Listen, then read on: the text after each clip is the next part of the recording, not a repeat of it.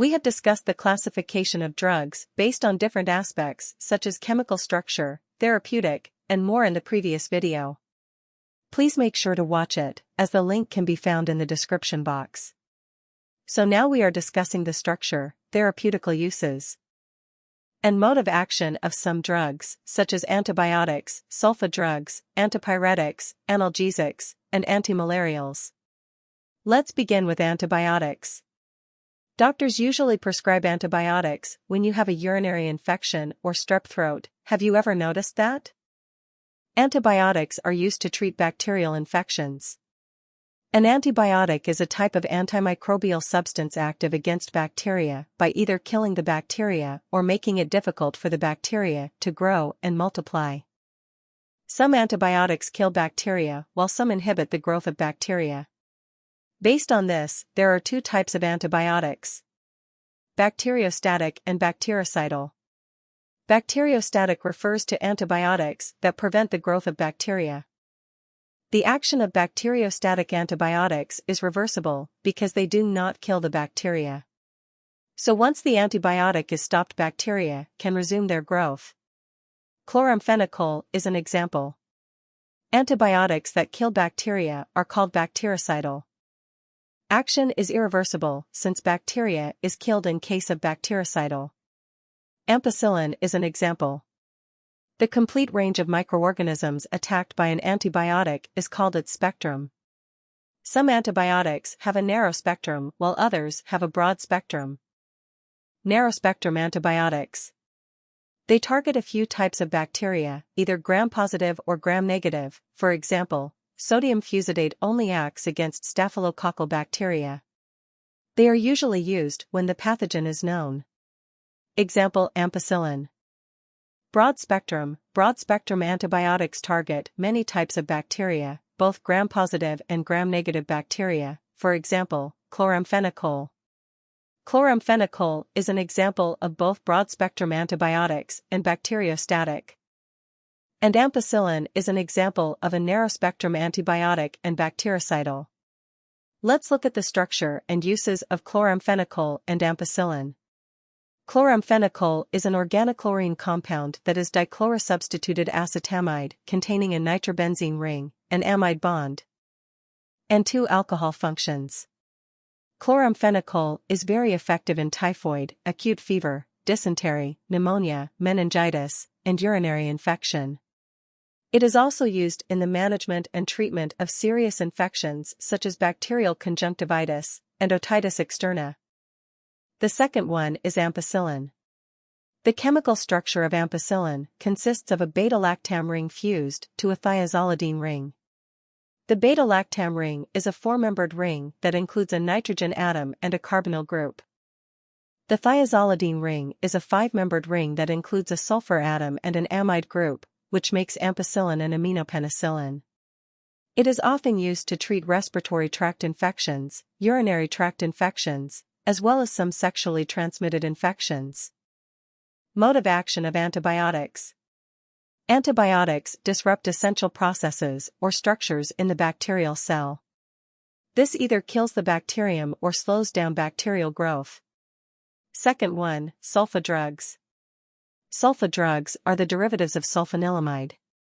They are bacteriostatic. These compounds were found to be effective against pathogenic organisms or bacteria which cause pneumonia, tuberculosis, gonorrhea, etc. Let's look at the structure. Sulphanilamide has a chemical structure consisting of a benzene ring with a sulfonamide and an amino group attached to it. The hydrogen atom of sulfonamide in sulphanilamide was replaced by a large number of atoms or groups to make thousands of compounds.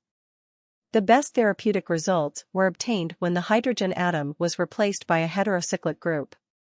Sulphapyridine and sulfadiazine are some important effective sulfa drugs. Compared to sulphanilamide, its derivatives are less toxic and much more effective against infections.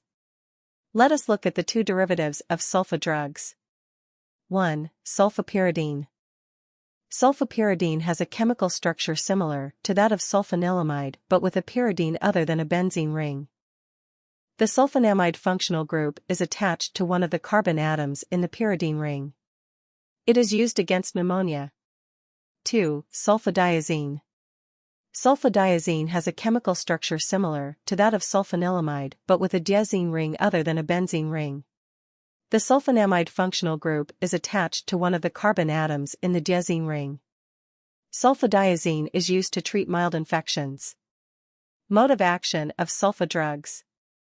Sulfonamides are structural analogues of para-aminobenzoic acid and thus act as competitive antagonists in microbial cells. Microbes need para-aminobenzoic acid to form dihydrofolic acid, a precursor of folic acid. Antipyretics. An antipyretic is a substance that lower body temperature. Doses of antipyretics cause excessive sweating and thereby bring down the body temperature. An example is paracetamol. It has a chemical structure consisting of a para-aminophenol molecule with an acetamide functional group, CONH2, attached to it. The para-aminophenol molecule is a benzene ring with an amino group, NH2, and a hydroxyl group, OH, attached to it. Mode of action. Most antipyretics work by inhibiting the enzyme cyclooxygenase and reducing the levels of prostaglandin within the hypothalamus. Analgesics.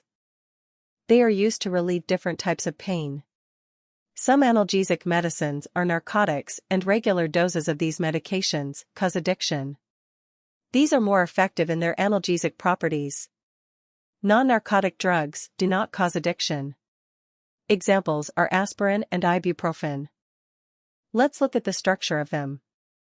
Aspirin, also known as acetylsalicylic acid, has a chemical structure consisting of a salicylic acid molecule with an acetyl functional group, COCH3, attached to it. Aspirin is used for the relief of headaches, muscular pain, and toothache. Ibuprofen. Ibuprofen has a chemical structure consisting of a propionic acid molecule with an isobutyl functional group attached to it. Ibuprofen is used to treat fever, pain, and inflammation. This includes painful menstrual periods, migraines, and rheumatoid arthritis. Mode of action. Analgesics work by blocking the transmission of pain signals in the brain and spinal cord. 5. Antimalarials. Antimalarial drugs are used for the treatment and prevention of malaria infection. An example is chloroquine. Let's look at the structure of chloroquine. Its chemical formula is C18H26Cln3.